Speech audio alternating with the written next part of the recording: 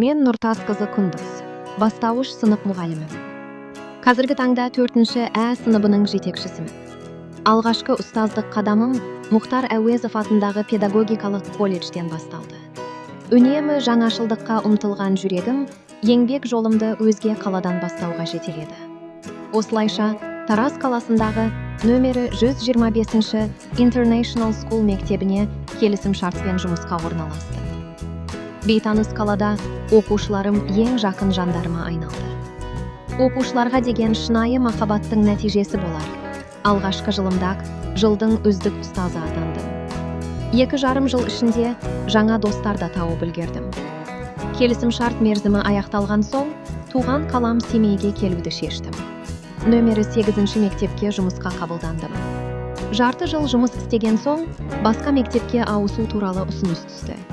Мен бұл ұсынысты бірден қабылдадым. Себебі мен үшін жаңа орта, жаңа мүмкіндік, жаңа бастама.